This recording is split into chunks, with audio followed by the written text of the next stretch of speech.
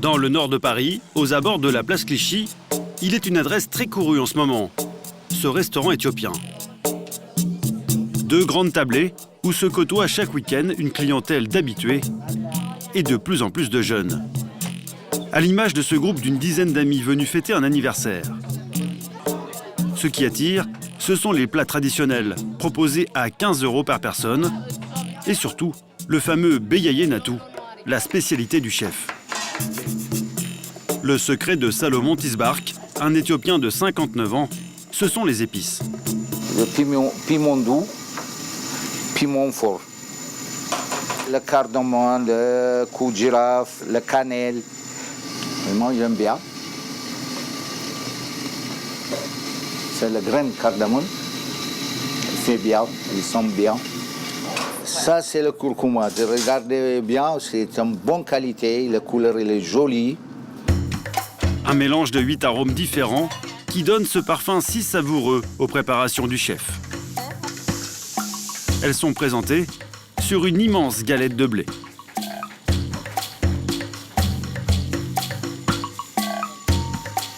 Il n'y a pas de cuisine éthiopienne sans galette. Sans galette, non. Je ferme la porte, c'est parti.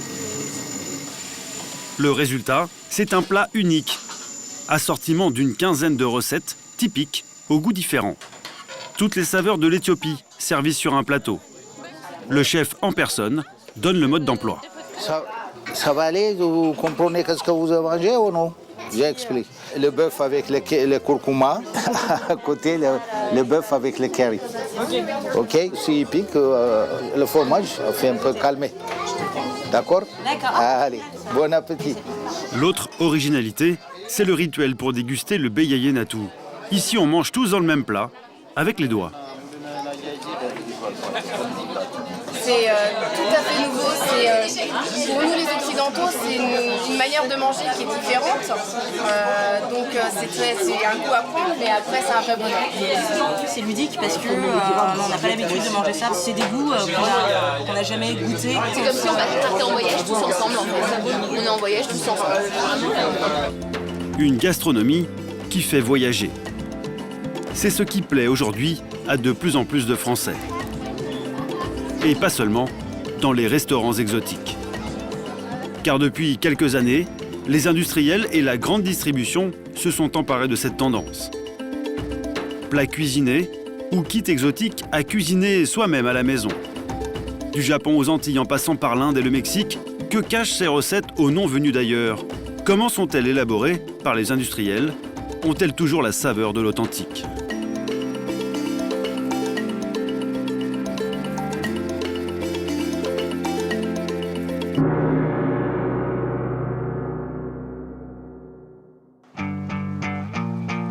Notre enquête débute au Japon, à Osaka, la 3e ville du pays. Une des capitales mondiales de la gastronomie, réputée pour ses spécialités de poisson. Le quartier de Dotonbori est l'un des plus colorés de la ville. Il concentre des centaines d'échoppes. On peut y déguster 24 heures sur 24 des encas vendus en barquette. On surnomme cela la street food. C'est ici qu'une fois par an, Audrey Chury des Camiers vient renifler la tendance et chercher l'inspiration. Ce n'est pas une touriste, mais la patronne d'une grande marque française qui commercialise des spécialités japonaises dans nos supermarchés. Sa marque est l'un des leaders avec 33 produits en rayon. Des sauces, des nouilles, des soupes et même des coffrets pour fabriquer soi-même des sushis à la maison. Pour prendre de vitesse ses nombreux concurrents, Audrey est sans cesse en recherche de nouveautés. Alors, avec l'aide de son contact sur place, elle est à l'affût de toute spécialité qui pourrait correspondre au goût et aux habitudes des consommateurs français. Oh mon Dieu, mais ce crabe est énorme! Oh, qu'est-ce que c'est là-bas? On va jeter un œil? C'est du crabe avec une sauce spéciale. Le crabe à la sauce japonaise lui semble un peu trop original pour les papilles françaises. Mais un peu plus loin dans la rue, une senteur a piqué sa curiosité. Un beignet au poulpe très célèbre auprès des consommateurs japonais. Une spécialité d'Osaka un peu particulière. Alors, qu'est-ce qu'il y a dedans? Il y a du poulpe, des œufs et des légumes. Ah, il faut donner de sa personne un petit peu. If I can. Ça a vraiment beaucoup de goût. Ce parfum typique est dû aux fines lamelles de bonite séchée, un poisson cousin du thon. La bonite agrémente beaucoup de plats japonais. Pourtant, là encore, aucune chance de la retrouver dans les plats vendus en France par Audrey. Alors nous, la bonite séchée, ça peut paraître un peu particulier pour les Français. And what is the Et qu'est-ce que sauce? c'est que cette sauce? On l'appelle sauce, mais c'est en fait un mélange d'épices, de fruits et de légumes. C'est très doux. C'est une sauce qui est un peu sucrée-salée, qui est assez bonne. Ce jus de fruits épicés, ce sera l'une des découvertes de la journée. Il pourrait plaire aux papilles françaises, alors la sauce rejoindra sans doute bientôt la gamme d'assaisonnement qu'Audrey commercialise depuis 8 ans. Mais avant d'être importées en France, les recettes traditionnelles subissent quelques adaptations. Le lendemain matin, à la gare d'Osaka, nous retrouvons Audrey avec l'un de ses contacts au Japon. Direction Nagoya, à bord du mythique Shinkansen, le TGV japonais au look futuriste. Pour fabriquer ces sauces, des milliers de litres chaque année, Audrey ne s'adresse pas à de petits producteurs locaux. L'un de ses principaux fournisseurs, c'est ce géant de l'agroalimentaire. Depuis 240 ans, l'industriel fabrique, selon la tradition, la sauce soja qui accompagne les sushis. Hello Hiroshi. Bonjour Hiroshi. Good to see you. Contente de vous revoir. Good to see you again. Contente de vous revoir. Thank you so Merci much. beaucoup. Une usine ultra moderne où l'on respecte néanmoins le protocole ancestral. Ah, c'est très très rigolo. Parce que donc vous êtes en costume, en tailleur, et puis vous êtes en petit chausson. Donc voilà, c'est comme ça qu'on fait les réunions, en chaussons. Si Audrey a fait appel à ce fournisseur, c'est qu'il a accepté de faire quelques entorses à la tradition. Au Japon, la sauce soja est très salée. En France, l'excès de sel est décrié car mauvais pour la santé. Il y a quelques mois, Audrey a donc demandé à ses ingénieurs d'élaborer une sauce soja moins salée que la recette traditionnelle japonaise. Aujourd'hui, c'est l'heure du test pour plusieurs prototypes qui portent encore des noms de code. La première sauce comporte 17% de sel en moins.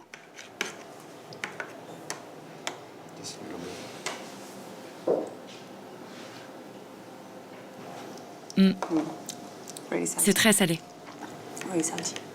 C'est ça le tamari? La deuxième est moins salée, mais contient un ferment naturel au goût très particulier. So different. Oui, oui, c'est différent. Très différent. And strong. Et fort aussi. Vous aimez? Ça me plaît. La troisième sauce a été allégée de presque la moitié de son sel. C'est bon. Vous aimez? Oui, oui, ça me plaît. My first impression Ma is première that impression, c'est que celle avec 17% de sel en moins est vraiment intéressante. I will take some samples Je vais prendre des échantillons et les faire tester par des consommateurs. with some consumer.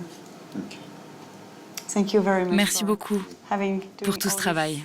Pour parvenir au goût qui plaît à Audrey, il a donc fallu changer les proportions. Et, plus surprenant, se fournir ailleurs qu'au Japon pour l'ingrédient principal, le soja. Alors tous les ingrédients ne viennent pas du Japon. Le Japon, c'est un pays qui n'est pas autosuffisant. Par exemple, ces graines-là viennent d'Inde.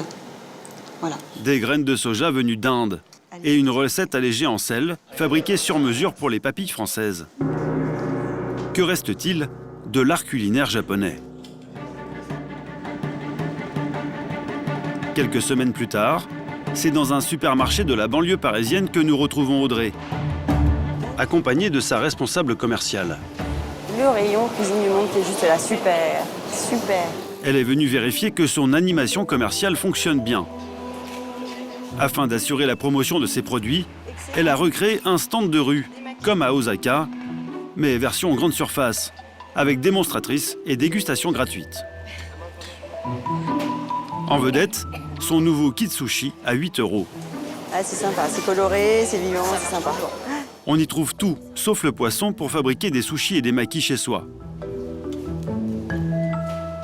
Il y a même le petit manuel du cuisinier japonais débutant. La dernière trouvaille d'Audrey pour se démarquer de la concurrence et trouver de nouveaux clients pour sa sauce soja. Et visiblement, cela intrigue. J'avais du mal à rouler et c'est la technique du fait. Non, vous voyez, c'est hyper Ouais, simple, j'ai vu comment vous êtes bien. En fait, c'est comme les crêpes. Non, mais c'est bien, comme ça je pourrais refaire parce que là j'ai vu au moins. Ouais. D'accord. Et vous faites les sushis vous-même à la maison? Ouais, je l'ai fait, c'est très bien, c'est super. Et puis maintenant, on met ce qu'on veut, j'en fais au thon, j'en fais au saumon, tout ça, et c'est pas mal, c'est une bonne idée. Mais à y regarder de plus près, dans la gamme de produits vendus par Audrey, il n'y a pas que la sauce soja qui ne soit pas tout à fait japonaise. Le gingembre vient de Thaïlande. Ainsi que cette sauce curry, pourtant vendue comme japonaise.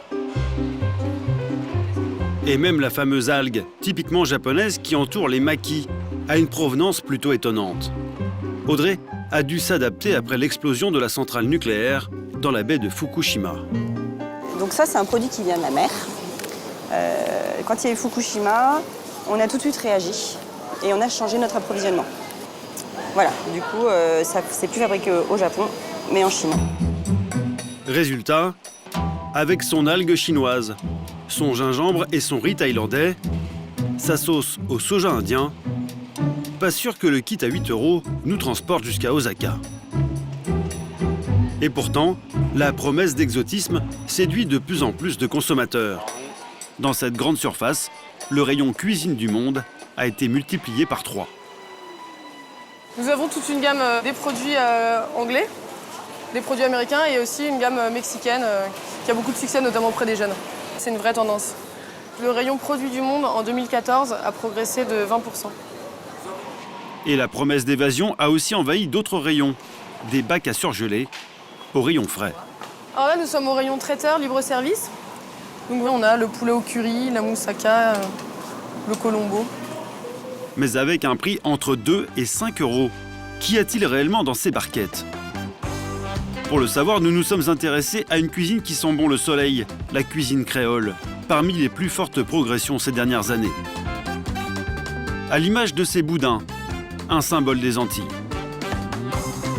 Sur la trace de cette spécialité, nous pensions nous envoler pour la Guadeloupe ou la Martinique. Mais pas du tout. Notre enquête nous a conduit à Montdidier, en Picardie. Ici, pas de cocotier ni de sable blanc, mais une usine. C'est ici que sont fabriqués les boudins surgelés. L'usine en débite une demi-tonne par jour. Le patron, Jean-Jacques Thérault, fabrique aussi des crabes farcis ou encore ce colombo de porc en préparation. Et après le cabri, tu lances le poulet? Porc? D'accord. Jean-Jacques Thérault est le seul industriel à nous avoir ouvert ses portes pour nous montrer la fabrication de ces plats exotiques, notamment des acras de morue, son produit phare, en fabrication ce jour-là. Il en prépare 2 tonnes par jour pour près de 200 clients, essentiellement des enseignes de la grande distribution. Et s'il dit respecter la recette traditionnelle, les ingrédients n'ont pourtant jamais vu le soleil des Antilles. Les ingrédients viennent d'où? Les oignons du centre de la France, la farine de Picardie, les œufs de Picardie, la morue bien sûr, parce que des acras de morue sans morue, ça ne serait pas possible. Donc de la morue vient du nord ou de Bretagne, morue qu'on reçoit salée. Et les épices? À épices, on reçoit notre piment de Martinique. Seules les épices seraient d'origine antillaise. Mais il n'a pas souhaité nous les montrer, invoquant le secret de fabrication. Et à l'entendre, certains concurrents iraient plus loin pour produire encore moins cher que lui, quitte à remplacer certains ingrédients de base par d'autres moins chers. Aujourd'hui, dans le commerce, on trouve beaucoup d'acras avec du flocon de pommes de terre. Alors qu'une recette traditionnelle, il n'y a pas de flocon de pommes de terre. C'est fait avec de la farine. Pourquoi les autres font avec des flocons de pommes de terre? Après, ça peut être un coût financier, peut-être pour aussi la texture de la pâte qui va être plus facile à travailler du fait de sa texture qui va être plus consistante. De la fécule de pommes de terre à la place de la farine pour casser les prix. Nous avons vérifié. Et oui, sur l'emballage de 2 concurrents, on retrouve bien les flocons en question. Certains iraient même beaucoup plus loin en supprimant l'ingrédient principal qui fait toute la saveur de ces plats, les épices.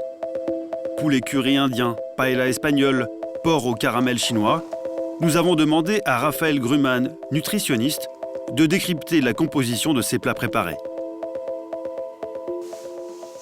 En fait, les épices sont des ingrédients qui coûtent extrêmement cher, notamment le curcuma par exemple. Les industriels ne peuvent pas se permettre d'en mettre dans ce type de plat, sinon le prix du plat va flamber. Donc on va essayer de ruser un petit peu. Et l'astuce, c'est souvent de limiter la quantité d'épices en ajoutant par exemple des additifs et des colorants bien moins chers, comme dans ce poulet au curry. Ici, on va utiliser comme colorant de la riboflavine, qui est le même colorant utilisé dans la paella royale, sauf qu'en théorie, dans un émincé de poulet sauce curry, on a du curry. Et là, on va limiter la quantité de curry en privilégiant ce colorant-là. La riboflavine, ou E101, donne la couleur jaune, mais pas la saveur du curry. On semble bien loin du mélange d'épices de Monsieur Salomon, qui donne toute la saveur à sa galette éthiopienne. Et ce n'est pas la seule technique utilisée par les industriels pour réduire les coûts de fabrication. Ces barquettes sont souvent chargées en sauce et en féculents, pâtes et riz, qui pèsent lourd et ne coûtent presque rien. Dans cette paella, on voit vraiment qu'il y a un tout petit peu de poulet, et encore, c'est vraiment un morceau de poulet assez moche, assez gras. La proportion de chorizo, ça se limite à une rondelle de chorizo pour toute la barquette. Et on va avoir quelques moules, mais vraiment la proportion de riz par rapport aux protéines est très très importante. Donc c'est un plat qui va être très peu équilibré finalement, qui va apporter beaucoup de sucre et très peu de protéines. Pour vendre de l'exotisme à prix discount, les industriels n'hésiteraient donc pas à supprimer ou remplacer les ingrédients les plus chers. Mais pas seulement, ils feraient aussi des économies sur les ingrédients les moins chers. Comme le riz, indispensable compagnon de la plupart des plats exotiques. Nous avons pris l'exemple du riz basmati, un tiers des paquets vendus en supermarché. Ce qui fait son succès, c'est son parfum et ses grains longs et fins qui ne collent pas à la cuisson. Des qualités uniques qui justifient un prix élevé. Jusqu'à 5 € le kilo, 2 fois plus cher qu'un simple riz blanc. Et pourtant, malgré ce prix élevé, les riz basmati ne sont pas toujours aussi authentiques que l'annoncent les étiquettes. Le riz basmati ne pousse que dans une toute petite région du monde, au nord de l'Inde, dans les plaines du Pendjab. Difficile à cultiver, fragile, il n'y a qu'une récolte par an contre plusieurs pour d'autres variétés. Résultat, une production limitée et très convoitée. Le basmati est en effet au cœur d'une bataille mondiale. Après chaque récolte, des acheteurs de tous les continents affluent ici pour faire leur marché. Jean-Pierre Brun est l'un d'entre eux. Donc là, on est vraiment sur la route qui part de Delhi et qui va vers le nord, qui est la colonne vertébrale du basmati. Ça, c'est une usine avec plein de camions devant à l'entrée. Courtier en riz pour plusieurs marques européennes, Jean-Pierre Brun sillonne le nord de l'Inde depuis 10 ans pour négocier le basmati au meilleur prix, tout en s'assurant de sa qualité. Le basmati, c'est le roi des riz. C'est quand même un produit qui est haut de gamme, donc qui est stratégique et qu'il faut venir voir, qu'il faut vérifier, qu'il faut soigner, qu'il faut bien traiter et qu'il faut vérifier à tous les stades de sa transformation et de son parcours jusqu'au petit paquet. Jean-Pierre Brun est vigilant, car il soupçonne les producteurs indiens d'utiliser quelques combines pour répondre à une demande mondiale en constante augmentation. Et ça commencerait sur les marchés comme celui-ci, où l'on vend chaque récolte à la criée. C'est du traditionnel ou une autre variété? Il faut l'œil avisé de Jean-Pierre pour reconnaître un pur basmati sous sa gangue. Là, on est sur une variété traditionnelle qui est la variété de base du basmati, la plus chère, la moins productive à l'hectare aussi. C'est la raison pour laquelle elle est si chère. Et on la reconnaît parce que c'est un grain qui fait une courbe qui est très longue. Si on regarde, on reconnaît bien tous les grains qui sont de la même espèce. Il n'y a pas de mélange là-dedans. Mais sur cet énorme marché, les producteurs locaux ne vendent pas seulement du basmati. On trouve aussi d'autres variétés de riz dont les tas ne sont pas bien éloignés et qui ressemblent